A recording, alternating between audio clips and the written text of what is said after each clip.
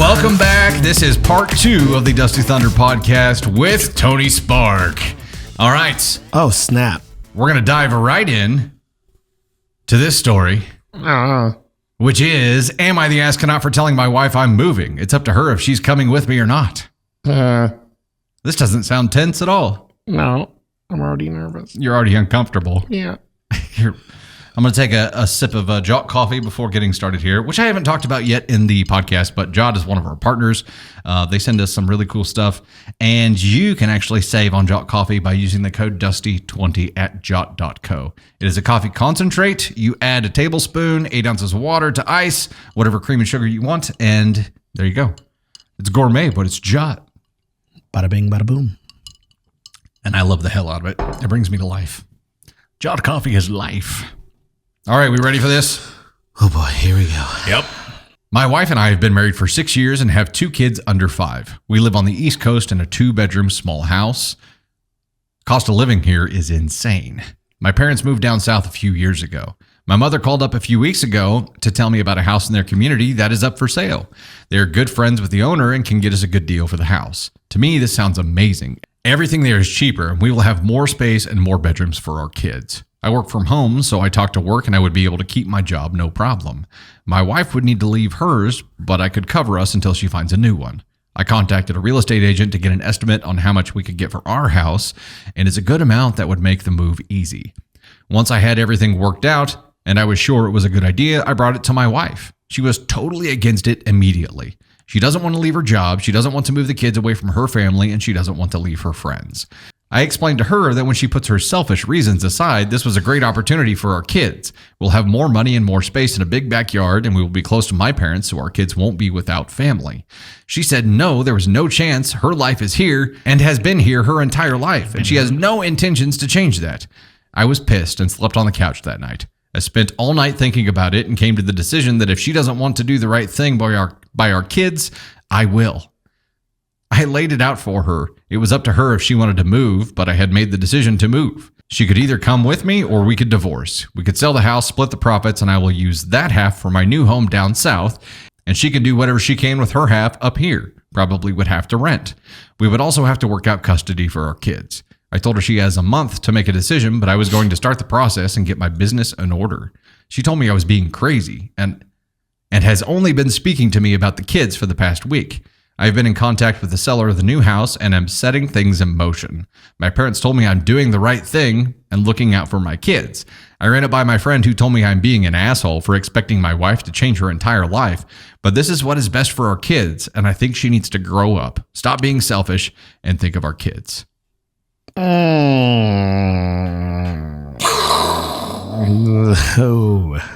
Well, This is not how married decisions go. They are not ultimatums. They're not supposed to be, at least. I know it works like this for a lot of people, but they aren't supposed to be ultimatums. You're supposed to move as a team. And also, if you're asking your partner to make a huge decision like this, there's got to be some understanding. But I think the key is there. He's not asking her. He's telling her this is what is happening. Yeah, that's what you don't do. So first screw up in this entire thing was he put it together and he made the decision, he made the plan, and then went to her and did it without involving her in it at all. Not saying, hey, what do you think about this?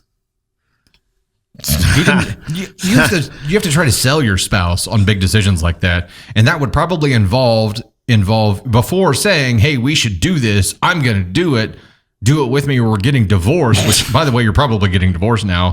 Either way. Update. Yeah, you're getting divorced.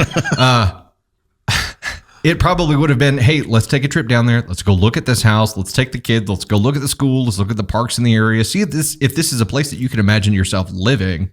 Like, take that slow, long game process instead of just being like, you know what? Okay, we're doing it. And of course, your parents are proponents of this because you're going to be coming to them. Mother-in-laws. They think you're doing the right thing. Of course they do, because you're going to move right next to them. Not right next to them, but near them. Oh, there's a lot. This is a prozo move. And I didn't even ask the kids either. I don't know how old their kids are. Oh, they're under 5. Yeah, so it's 2 not like under they're going to have 5. a lot of input here, but still, there's a lot to unpack here. He called her selfish, But he was the only one. He only took his own needs I was into going to say, consideration here. he sounds pretty selfish. He does sound selfish. He's like, I want to do this. I'm doing this, and you're doing it with me, or you're gone. He says it's the right thing for the kids. And you know what? Having more resources and more room available for them is great. But if you're pulling them away from the life that they know, that's not great. You have to be able to balance those things. And that is a conversation that a couple has together. That's not a decision he gets to make on his own. He's essentially deciding to get divorced. Pretty much. I mean, I think if you're going to sell it, you take a trip down with your family, you spend some time, and you go, isn't this nice? Oh yeah, look at this nice park. Look at these nice restaurants. Man, wouldn't it be great for something like this? And then you kind of do the soft sell on it, not just we're moving or you're leaving. Don't even mention the house that's for sale that your parents know about. Maybe you drive by it while you're down there just soft selling, and you're like, hey, check out that house. That house is beautiful. Look at the giant backyard. Oh, look, it's for sale. Like, that's it. That is as intense as you would get on that first visit. You're asking her to give up everything. Without even a conversation about it. You are going to her and saying, you're quitting your job. We're moving into the neighborhood with my parents, and this is what we're doing. This is what I want. And if you say no, you're selfish. Yeah, and you said no? Oh, screw you. I'm going. Oof. If you don't want to go, divorce me. Oof. Wow. Yeah, this guy is a brozo. He is a brozo. And also, definitely is on the ascon scale here. You have to keep scrolling down that scale because it's... Is he ascon 1? Is he a terrible human? He's a terrible husband. He is a terrible husband. Also a terrible father, because although he says he's thinking about his children here, like that's not something that you get to decide on your own. The only person who gains in this equation is him. I think that there almost has to be something else going on for you to just immediately go to divorce. You know what I mean? Be like, just that's the first thing. Not even if she objects to it and say, okay, you're right, let's talk about this, to be like, no, we're getting divorced if you don't do this with me. So he values a bigger house and bigger yard more than his marriage? Yeah. So there's got to be something else going on here to where you're just like, maybe this is an out and an excuse for him to be like, I want out of this marriage. And so I'm going to give her this ultimatum that I know she's not going to take. That's entirely possible.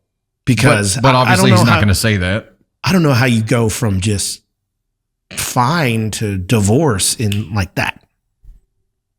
Oh, that's... You could be right. This could be a cover for some other reason where he's just looking for an out. But he values having the extra money and extra room more than his marriage, and that is plain as freaking day here. And because of that reason alone, he's probably going to end up getting divorced, even if he ends up not being able to move. Yeah. The message you just sent to your wife is like, you don't matter.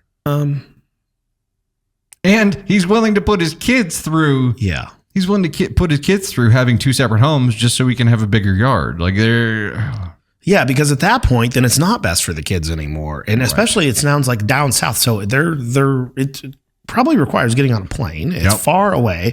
And at what point is that best for the kids?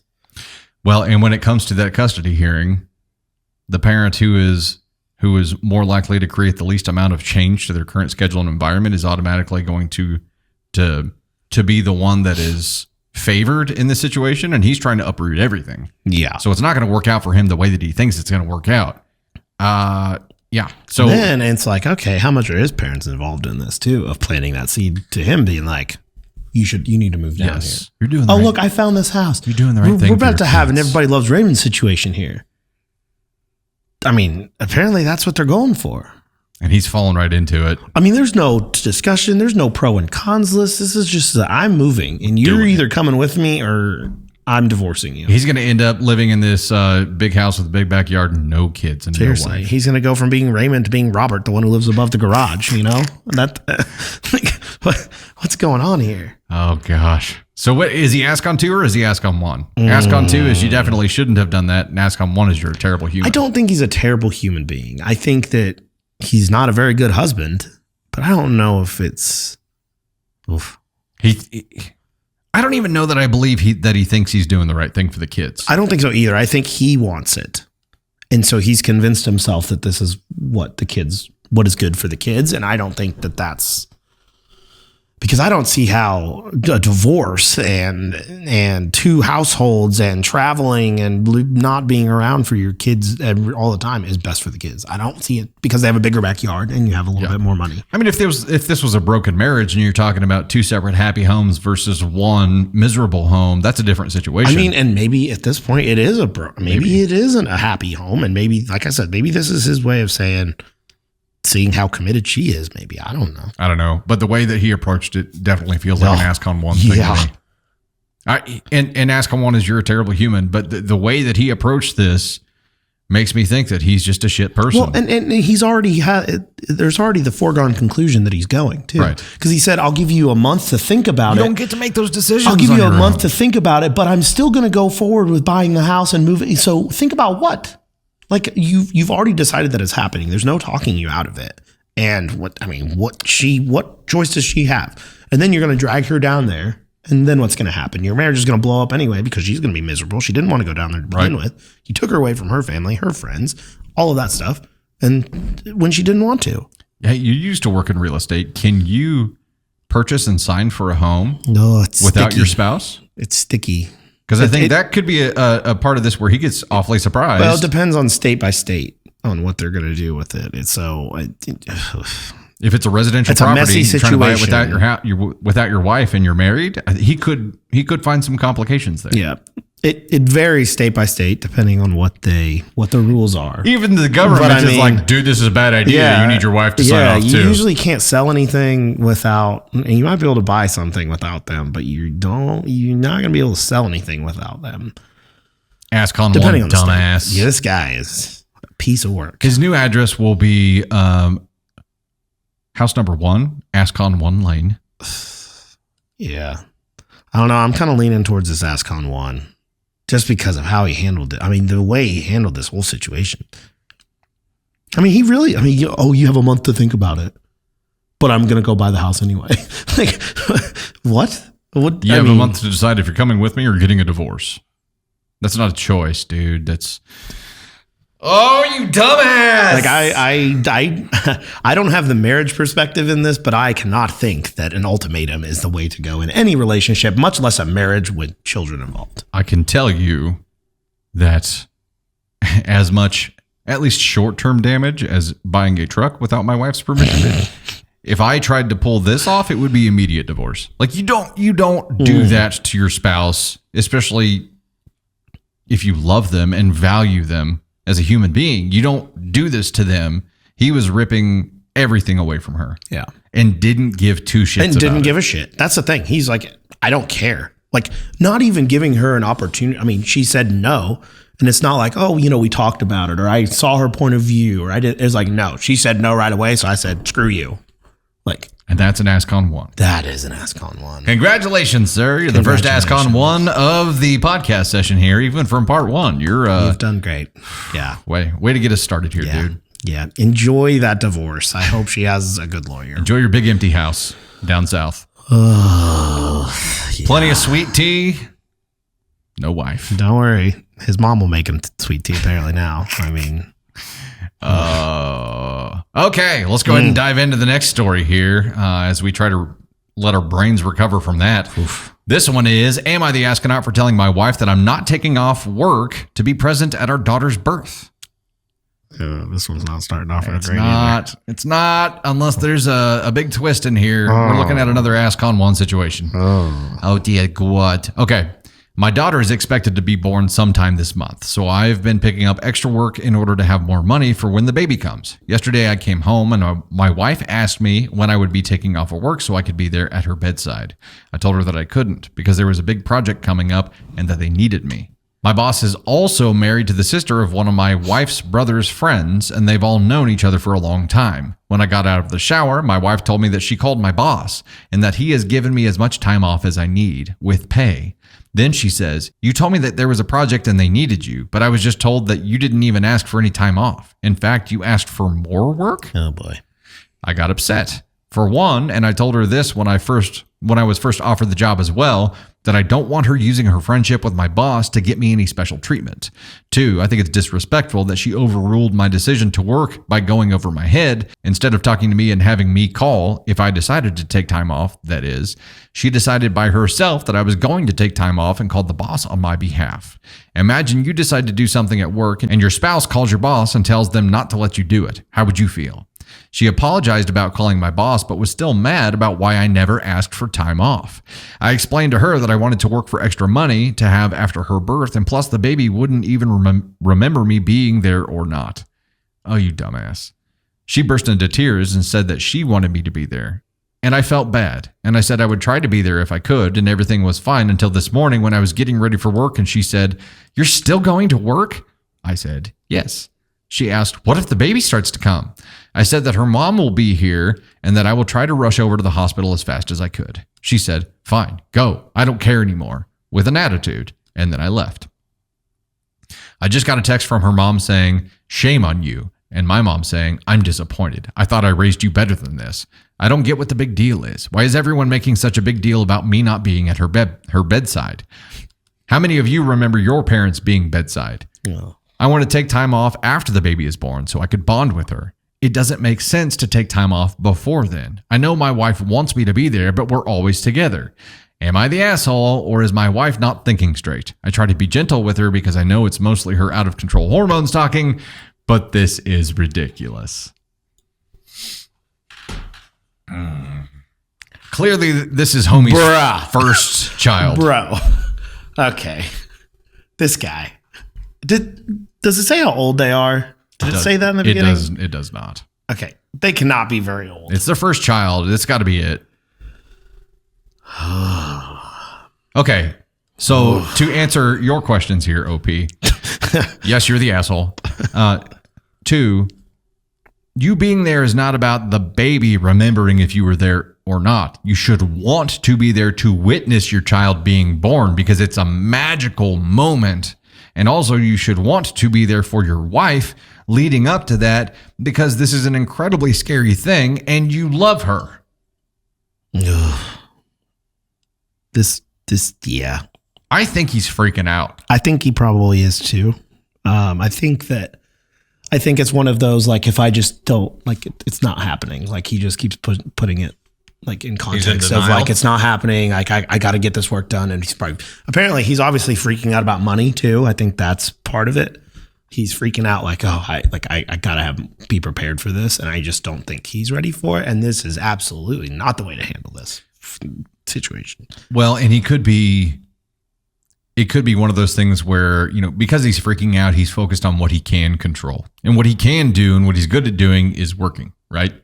And a lot of times, if I'm stressed out, I'll work because that's something that I can control and I can be productive in. And it's a mind distraction too, so that I don't freak out. Idle hands is an issue when you're freaking out. Yeah. But he is not communicating well at all. And his priorities are way f***ed up because he's not thinking about wanting to witness his daughter being born. He's not thinking about being there for his wife. He's just thinking about, the kid's not going to remember. Yeah, it's not about that. Yeah, he's missing the whole point of what this is about. It's not about the baby remembering you. It's about your wife, being there for your wife. I mean, when she's screaming and holding her hands, who's she going to yell at? "You did this to me, you son of a bitch!" Like, if he's not there. So, I mean, yeah, this is, and I think part of it is maybe he's, maybe he's one of those people with work, like, so I'm thinking of, like, one of those really intelligent people where you just don't think in that, like, you don't think in that emotional perspective of it, where you just think of the, like, I'm going to take time off afterwards. I need to make money now. I'm going to do this after. I'll be with them afterwards. I don't need to be there for this. And I can do, like, he doesn't have that emotional, like, empathetic part of him that's like, oh, I need to be there for her. Like, it's just like, oh, it doesn't make sense. It's not logical. So I'm a robot too, but even I get this. Like, he's not getting it at all. Yeah. And the whole not being there for his wife thing because she's going to have support there, like, that is putting 100% of the birthing process on your wife. And although it's not like you can take over any of that for her, being there, just the support side of things, right? Because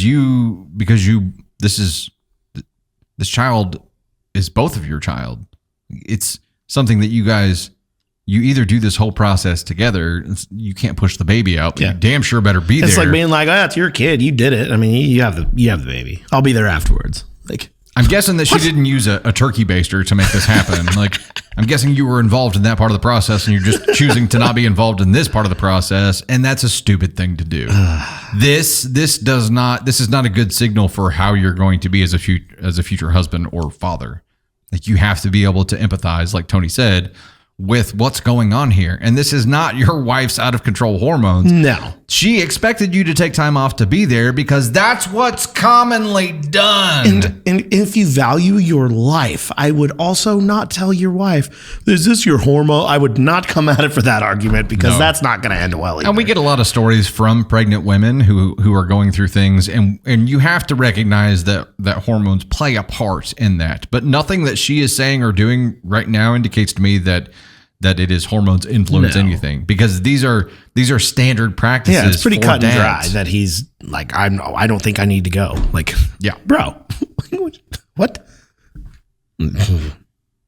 Okay. And you did do something impressive though. He got the mother-in-law and his mother to agree on something because they were both like, "You're an idiot." About him being a piece of shit. Yeah. Like what? They're like, "What the hell's the matter with you?" This is why they're telling you you're an idiot, though, because there are plenty of fathers who can't get time off work to be there for this part. You can. And I think now, obviously, if it's not getting through to him with the mothers, I think now, hey, let's have father-in-law and father get into this and say, There you go. Hey, buddy, you are going to be there. You don't understand. And You maybe think you don't that's want to the be there perspective because you're a he needs. man? Here's what a real man does. No, maybe he doesn't have, maybe that's not an option, but just if that option is available, like I think the father's offering some perspective of being like, buddy, you need to be there. And here's the other thing. I don't know. You know from experience, like he doesn't go, he will probably regret not going to Absolutely. Absolutely.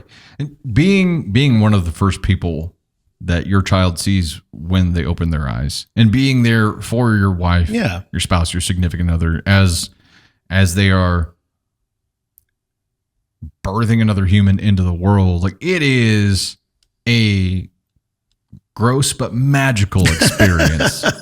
I remember after my first kid, Caden, who's now 20, he came out, and then the doctor is like, okay, you're going to start pushing again. And I'm like, come again? Like, is this another kid? No, they come with luggage, because you don't understand that the placenta, whenever it comes out, is like a giant purple alien football. And I was like, there's an alien baby in there with my kid. There's so much, it's a lot, and it's a whole experience.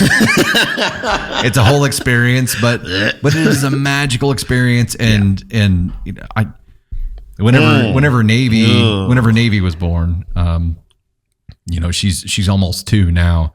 I'm older now, so I have a lot more appreciation for things, and I know that this is our last child, so it's like I treasured every second of it that much more, because I know it's the last time I'll ever get to be there for that part of it. And I think as a dad, you can't help but tear up during these processes, because it's just, you're welcoming your child into the world. And that includes the process leading up to it, because it's not like, boop, they're there. Yeah. It's a process, and you've got to be there for that process if you can. If you have any ability to be there at all, you're there.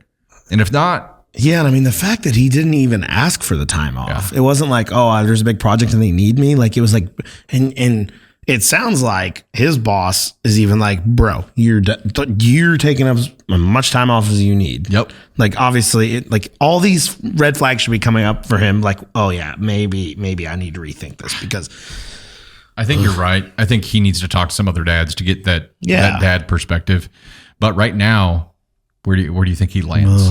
He's definitely on the ascon scale, and I scrolled down to ascon 1 because I'm like, this is just a dumbass thing to do. But I think he's freaking out. I don't know if he's he's not a terrible human for doing this. I think that he's a first-time father. I think he's scared. He's freaking out. I think he's freaking out. And I think that he just needs a little guidance, apparently not from the mother and mother-in-law or the wife, because that's not working. So he needs that other perspective. And,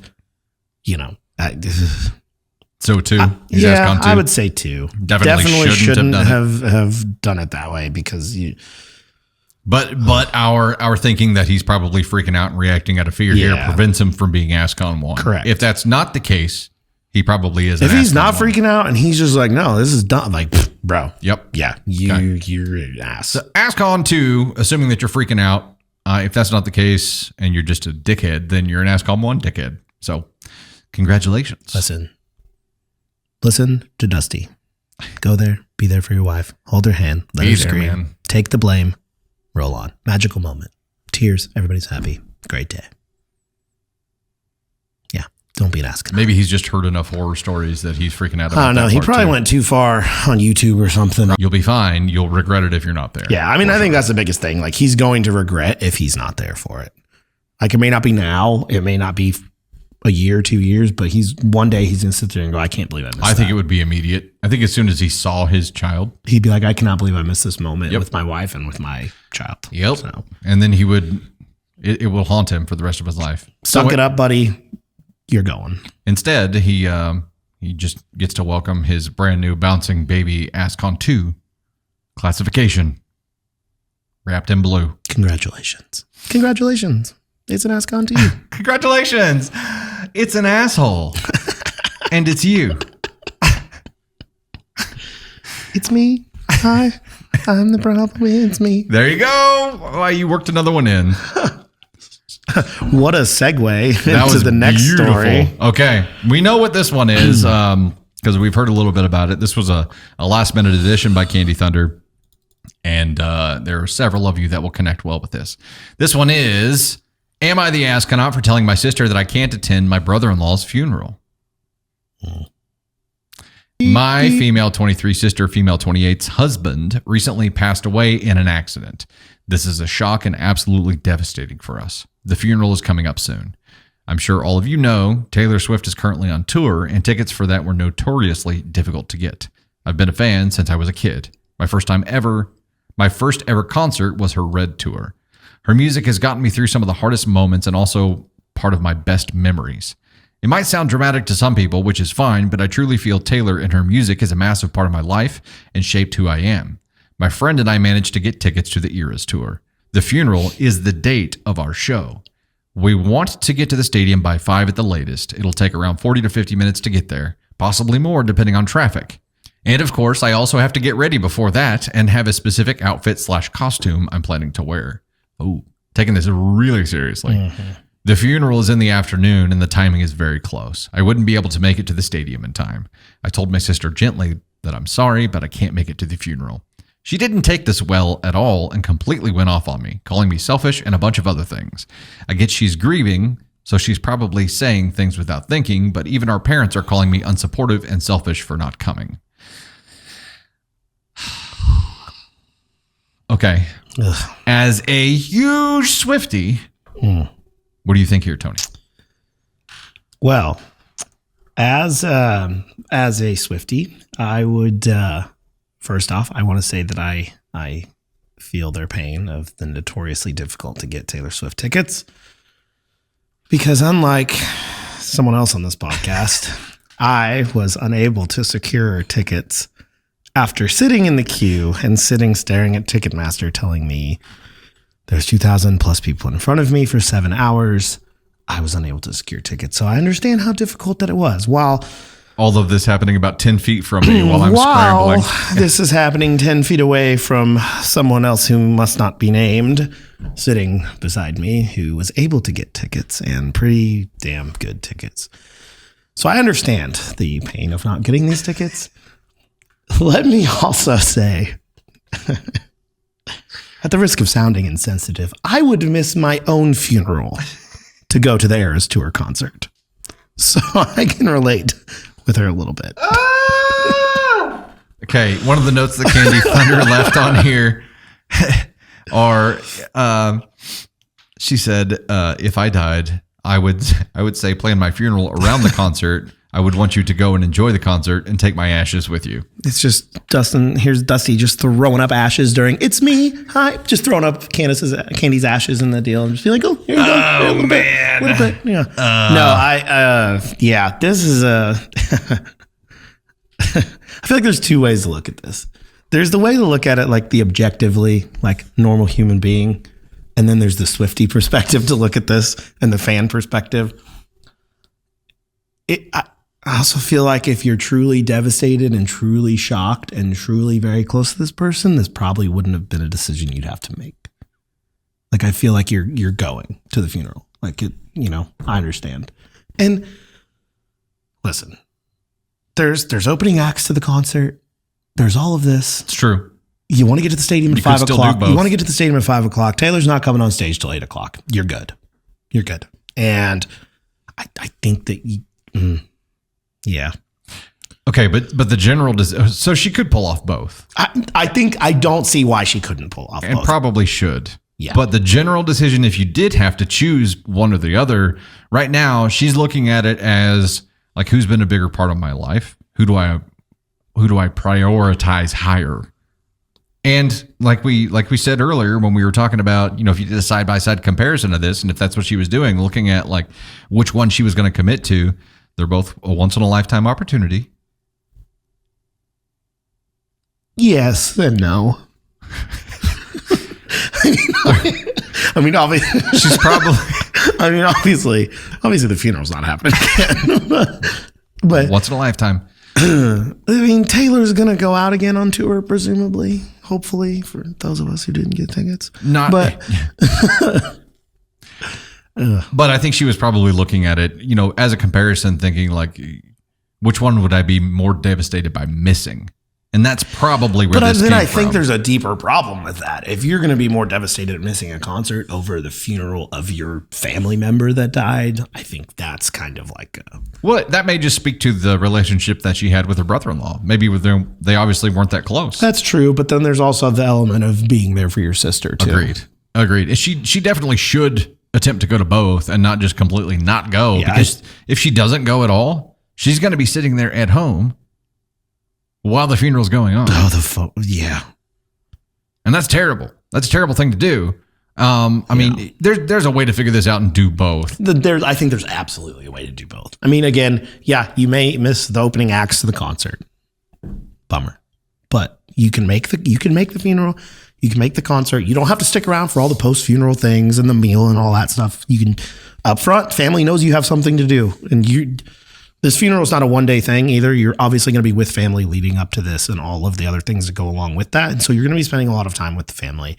I think it's perfectly acceptable to go to the funeral, but say, hey, I've got to go as soon as this is over. Yeah. Like I'll be here for the funeral. I'll be here for you, but I've got to go. So I got to get all bejeweled up and I got to just make it to the concert. I wonder if she's bringing like 40 outfits so she can don't know. Wardrobe changes with. Although, have you seen the videos of these? Listen, yeah. Y'all are going all out for this Eras tour because there's been 2 shows so far and there have been some outfits and some costumes and oof. Also, the one T Swift concert that I've been to, which was Reputation tour in 2018 at Arrowhead. What a show! Yeah, that's a kicker. Is that you don't even have to be like a Swiftie to respect the show that's put on, like the tech that goes into it, the amount of planning that goes into it, the choreography. It is a hell of a show. Yeah. So even if you aren't a huge fan of the music, then I'm not saying that I'm not a big fan of the music. I was going to say easy there. I've got a family. I mean, what were we listening to right before we came? Yep, in here? I got a family of daughters, and they playing her music in my car has worked T Swift into my normal like super mix playlist, so I hear it enough. Yeah. And it's he claims that he blames them for the music. hey, I don't say I don't but like it. then he's over there singing. I know the word. Yeah, I know words. Mm-hmm. And also she's a really talented musician and a showman or showwoman. This show is She's a true entertainer, and there's so much respect for that. And I think that when Swifties look at being able to go to a show, it is like a monument in life for them. It is a huge deal, like the event of the year. But I think she's not looking at the ripple effect. She's looking at how this affects her. Mm-hmm. She's not looking at, the fact that she told her sister she wasn't going to go while her sister was grieving. Yeah. Like just creating that extra drama for someone who's already grieving their spouse. Probably not the best way to go. Unexpectedly passing away. That's an asshole move. Not even attempting to figure out a way to go Asshole move. Yeah, I get it. I wonder if she was going to go with her sister too. To the show? Yeah. I don't know. What if that'd make things really weird? I feel like she would have said so if that were the case. But it has to do with so much more than just how it affects you, OP. And that does make you an asshole here. I mean, there's a compromise here. Yep. There's a compromise to make both sides make it work for both of them. But you didn't even try, OP, and that's the problem. Is you were just like, nah, I'm not. It's gonna risk cutting it close for me. So I'm not even going to attempt it. And that signals to all of the people that expect you to give a shit that you just don't give a shit. Instead of saying, it's going to be close, so I'm going to have to leave as soon as the funeral's over, but I'll be there, is the response that probably should have happened. Yep. Because, I mean, look, you're not going to give up a Taylor Swift ticket. No. Let's be real. No, there's a way you can pull it off differently, though. And if you do give up a Taylor Swift ticket, congratulations on the new car you'll be able to buy from selling those tickets. True. Just saying. So we know the OP's on the ascon scale here. Let's take a look and see where she might be. As a reminder, the ascon scale is our scale of assholery to determine how big of an asshole the OP or some other character is. And in this case, ascon 4 is you could have done it differently. Ascon 3 is you should have done it differently. Ascon 2 is you definitely shouldn't have done that. I don't think she's in ascon 1 territory, but yeah, I don't think she's 2 either. You think she's 3? She should have done it differently because there is a compromise? I think so. Yeah, it's not a could have, it's a should have. Yeah, there's a compromise here. So, yeah.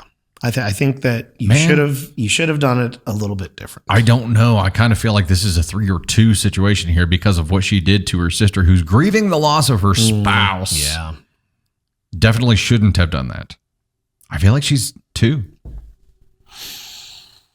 This is a non-official Swiftie verdict. As a 2, as a Swiftie, I was you can say, vote 3, you and can that's take fine. the objective side of it. I'll take the Swiftie side of it. I'm going to stick with 3. I think that also, I wonder if she voiced her opinion, and again, it's probably very hard to say something like this when planning a funeral for someone that died, to be like, I have tickets. I have tickets to a concert that night. Can we move the funeral to a different day? Like, I understand that's hard to do, but I'm sure there were conversations that were had in planning and timing of the funeral. And man, I don't know. I'm having a Dustin moment. What? Because I'm like, I probably shouldn't say it.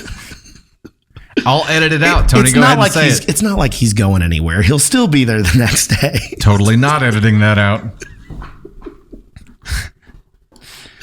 Okay. But you're not wrong, but I don't think... I mean, it's not like... I don't think she was involved in that part of the process at all. And luckily I haven't had to be a part of that process yet, but I do think that when it happens, it's probably the wife that's swept away, and all these decisions are made, and it's a meeting at the funeral home, and it's okay, we have this opening, and nothing else at that time matters. You're not looking at your calendar to see what else is going on. Yep. This trumps all things in your life right then. There's definitely a compromise here, but I'm still going with ascon 3. Okay. And I've got an ascon 2 here. Yeah. We'll have the objective and we'll have the Swiftie side of it. There you go. So, and I mean, we have established that if this happened and it was Tony's funeral, that I would miss my own funeral to go to this concert. We'd be taking his ashes to the funeral and scattering them at Arrowhead, which is a double whammy because it's the Chiefs plus T Swift. 2 birds, 1 stone. Look at that. Yep. We know that's what would be happening there. Yeah. But no, I probably couldn't get tickets for that either. I'd sneak you in, dude. Oh, well. I'd have to use a clear bag. Seriously. Is there something? They'd be like, what is this dust? Like, don't worry about it. All right. That is our last story here. Thank you so much, Tony Spark, for making your debut here. I know he was very nervous about it leading up to this, but he did a fantastic job, and he's just a natural. So we are very appreciative for Tony Spark for finally letting us force him into doing this podcast. Here's the funny part. He still, as of like yesterday or last night even, had tentatively accepted the event on the calendar. And every time he did that, I would go in under his user on the calendar. I noticed. I it. noticed that. I was wondering what happened to my maybe on there, because I've said maybe. And also the lovely Candy Thunder. I feel like I was duped into this because I was told that I had till like June to think about this. And then all of a sudden they're like, hey, you're doing it this Friday. I'm like, what? No? I don't know. It just worked out this way, man. But also a big shout out to Candy Thunder for getting all of our stories together for this. She always does a fantastic job. She loves her behind the scenes role, but we will get her in another podcast here soon. I know everybody's waiting for Candy Thunder to come back, so we will have that taken care of shortly. And maybe a podcast one day with all three of us. That would be fantastic. Also, please help support Tony being a regular part of the podcast and enter the regular rotation by leaving a comment on here and letting us know that he needs to be a regular member as well. Regular guest. But don't get carried away. I'm just saying. You'll be fine. Or they'll be like, who's this guy? Tony's great. No, you know what the comments will be filled with? The comments will be filled with, why didn't you pick my story, Tony? That's what it's going to be filled with. Now that they know who's the one picking the story. Not for this podcast, though. But that's true. I had nothing to do with these. For lives, it's always a scramble to find the good stories. And he is the guy who has to wade through all of the follower submissions. And there's a lot. Yep. Y'all send a lot of stories. A lot of them. A lot. So, and we appreciate them. He's had a window into your lives that I haven't even had because he reads all of them. He's got all the tea. The window that I want to jump out of sometimes. Speaking of the tea, I don't know if you'll be able to see this, but I've got the perfect shirt on for this today, but the perfect part is on the back. So, spilling the tea since 1773. How is that not perfect? 9line has some of the coolest shirts out there. So thank you to 9line for creating this awesome design. Thank you to our brand partner, Jot Coffee, and the discount code Dusty20 that they gave us for you guys to use. Thank you to the entire Storm team. Tony Spark, you're awesome. Thanks. Fist bump again. Candy Thunder, thank you so much. The VIP group, which is on Facebook as a VIP group, but is made up of the paid supporters from the TikTok live side and also the YouTube live side. Thank you guys so much. You've been a huge part of this new brand rollout and helping us get things together. So you guys are awesome. And last but not least, you watching or listening to this right now, thank you so much for engaging with this. The more you engage, the more we do and the further we reach. So thank you so much for that. This has been the first of the new brand Dusty Thunder podcast. And with our very special guest, Tony Spark. We'll see you next time. Thank you so much. Bye.